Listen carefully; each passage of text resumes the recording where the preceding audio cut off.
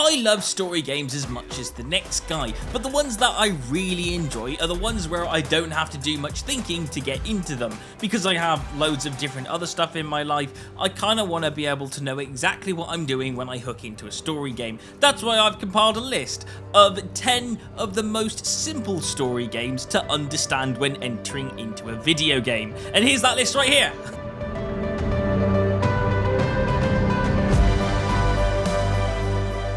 The first game on our list is the game called Dead Rising. This is a very simple story to explain. Basically, you play as a character or a journalist known as Frank West. He goes down in this small town of Wilmot, Colorado, where he has to discover what's been going on. Yes, there's a zombie outbreak and you have to follow the investigation to see what's happening. Your chopper won't come back for another 2 to 3 days, so you've got to find out what's going on between then and now. So this game is basically an investigation and survival game, all while trying to handle a zombie apocalypse. The next game on our list is one where you play as a character called Sam Fisher. This game I absolutely love. Basically, you play as a double agent in Splinter Cell Double Agent, and basically what you have to try and do is stop these known characters, these terrorists called the JBA, are planning a destruction of some kind on New York. Now, don't worry, because there is a plan set in place. You're there to investigate what's going on, and you have to stop them from whatever they're planning. To do so, you need to do 2 things. Those 2 things is to keep the JBA happy, and the second thing is to keep the NSA happy. You have to kind of balance both of them by not letting the blue icon fall down, but there'll be certain points in the game where you may want to side more with the one than the other. Or you may have to sneak into areas of the JBA that you're not really allowed, so the NSA can have intel on what the JBA are doing. Anyway, it's a very interesting narrative because technically you're doing all the bad guy missions, but you're playing them as an undercover agent, being a good character, so it's interesting where that story takes you. Next on my list is this fascinating game called Kingdom Come Deliverance. I absolutely love this one. This is one of my favorites. Basically, you play as this character here. He's called Henry, or known as Henry of Scarlet. He's just a helper to a blacksmith at the beginning of the game. The blacksmith is your father in the game, and what you have to do is help him build this particular sword. It's for the Lord Suradzik. However, not long after that, your whole city gets attacked and you have to run away and escape. Your parents die within this particular cutscene, so as you can see there, not your parents in real life, the parents in the game. You do come back here later on to this place and to bury your parents. You even keep the sword that you created with your father just for protection, but your combat skills aren't quite up to par at this current point in the game. So when bandits come to attack you, they steal your sword and leave you for dead. Well, near close to dead. You do get rescued, but that's where the game takes place. In fact, your whole story at this point on is to return the sword to Suradzik. That is pretty much the aim of this game. I say that, again, this is also a free roam game, and like any other free roam game I'm going to mention in today's video, they are completely optional whether you follow the main story quest or not. It's totally up to you. I'm just mentioning the main core of the game. Now, this next game that I got on my list, this is Fable. I absolutely love Fable. I love pretty much every game I'm going to be mentioning in this video, so I'll probably say how much I love them at the beginning as I introduce them all. In this particular game, at the beginning, it's just a natural day, just a normal day in the village. It's lovely, and it's your sister's birthday. You got to buy her a present, so you have to do a few little tasks around the city to collect a few pieces of gold to get her a present, as it said. And you do end up getting her a present. You give her a box of chocolates and everything's fine until you realise this is the exact same day that the bandits took over your city and burnt everything to the ground. And just as it's about to become the worst day ever, as a bandit tries to attack you, he actually gets zapped by electric and the bandit goes down. A wizard character type looking person comes from behind and offers you the best revenge necessary, becoming a hero. You hold the wizard's hand and he teleports you all the way to the Heroes Guild, where you train up and become a hero and then take revenge on the people that killed your family. This game is all about choice, and whether you take the path to become a good hero or a villainous hero, it really depends on how you play the game and the decisions you make during certain parts of the game, and obviously the whole series bases itself around that. Overall, I love Fable, and without no further ado, we'll move on to the next game. Now, the next game is less open world and more linear, but linear with choices and you get to make them. Now, you play as two characters in this game. You play as Jodie, the main girl who is the character in this game. You play her at different points in her life, and they're not always in order as the gameplay goes forward. So you play her when she's young, when she's a child, when she's an adult, and you follow her life all the way around. What's interesting about this game is you also play as Aiden, a spirit that is actually connected to Jodie's soul.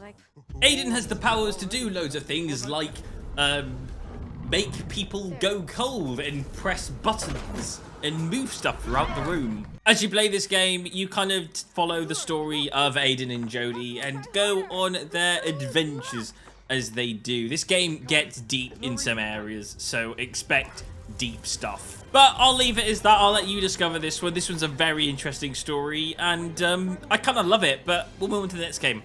In this next game, you play as this character where you've grown up with your dad inside a vault. However, all is not what it seems. When you turn 19 inside the game, your character's dad runs away from the vault, and you have to head out into the wasteland to find him. By doing so, you talk to different characters and you look and go to different places, and you have to find out where he went. That's the base sum of this game, and also find out why he left in the first place. It's a whole dramatic story that goes along with this particular game, but yeah, this is a generally really good, fun one. It's very simple to understand this story, and you know what? I love it. I absolutely love this one. The next game on our list is Life is Strange 2. Generally one of my more favourites on this list. Now we're getting higher up, and I love this game. I've completed this from start to finish. I love every part of this. This is my favourite Life is Strange. I don't know why, but it is for some reason of the three. And one of the things I absolutely love about this compared to the other two is there's no time control. You just have to deal with things as they're there and then. So if you want to play this game proper with all that stuff, play it without changing your decisions. Keep the decisions that you make and just go forth with them and see what happens. At the beginning of this game, your little brother, the character Daniel, gets caught up in a fight, and then you get caught up into a fight. However, part of the fight is that this character gets knocked down, and the reason that they're in a fight is because Daniel spilled fake blood on them because it's Halloween. However, in this situation, the cop person comes by and thinks that you've knocked him to the ground, he's got blood over him, and he tries to sort the situation out. However, when the dad arrives on scene, the cop kind of gets panicked and accidentally shoots the dad, which causes Daniel to cry out in rage and obtain superpowers as he does that.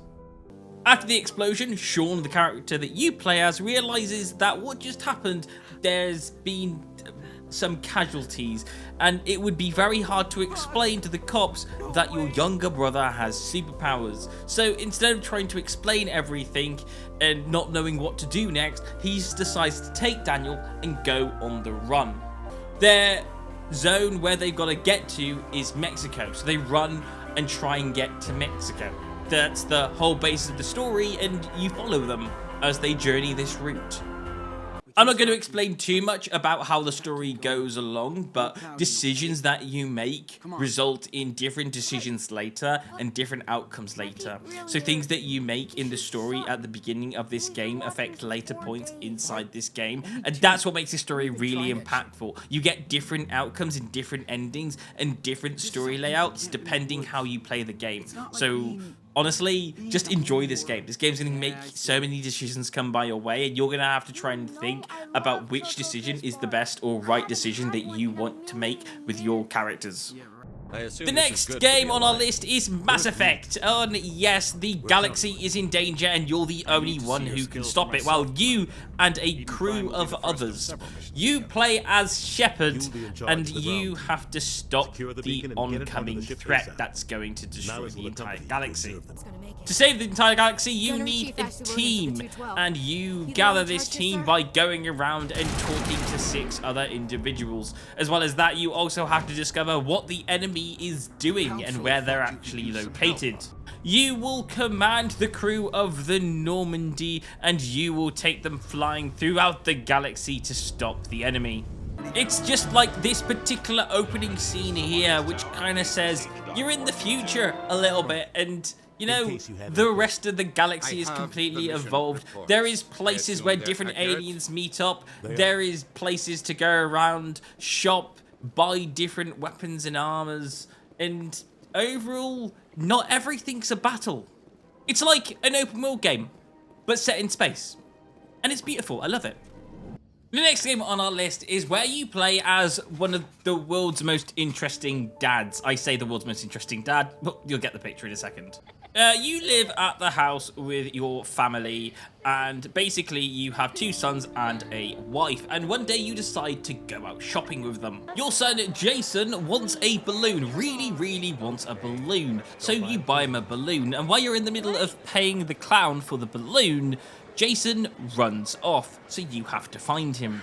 You do eventually find him, but he's on the other side of the road from where you're at. He tries to run across the road to get to you, and as he does so, you both get hit by a car, and only you survive.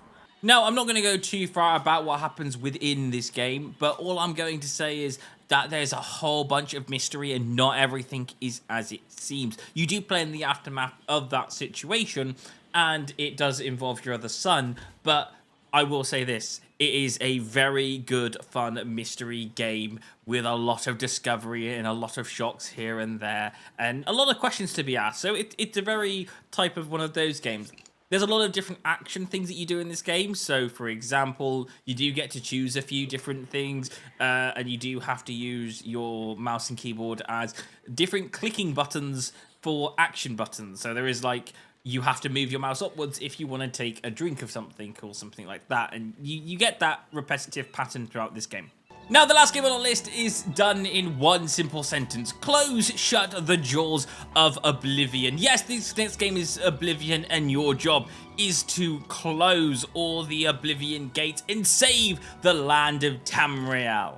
There is an evil demon called Mayru's Dagon. I can't pronounce his name properly, but you get the idea. He's going to come and attack, and to do so, his army are getting prepped up. There are secret worshippers that are trying to bring him back, and that's kind of how that whole spam of the game works. Basically, to stop this from happening, you need someone with dragon bloodline, which is basically the Emperor's sons, and you also need the Amulet of King. You need the Amulet of King to go on the Emperor's son in a ritual to stop the demon Mayru's Dagon from coming over and crossing into this world. Before you do the ritual and before the Amulet of Kings is on the next coming Emperor, you will be attacked by demons that will be coming out of Oblivion gates that will start appearing all over the map. To shut them, you will have to go inside them, destroy all the demons that you find, and then eventually find the siege room and remove the siege. That will close the gates and return you to the normal world. So there you go, that's Oblivion, and that is 10 very simple story games to understand. So, you know, there you go, that's 10 of them for you. So take a risk, have a play of them. I also want to note down 2 more games on my list, just in case you're interested. They didn't quite make the top 10 list, but I thought I'd put them in the video and include them anyway. Those games are The Walking Dead and Detroit, so you can also go check those games out as well. Anyway, that's the video for you right there. Thank you so much for watching, and I'll see you guys on another Jump Inside video. Goodbye. Hey, thank you so much for watching, and I really hope you enjoyed the video. If you did enjoy the video, then please don't forget to consider to like and subscribe to the channel. Thank you so much for watching, and I will see you on another Jump Inside video. Goodbye.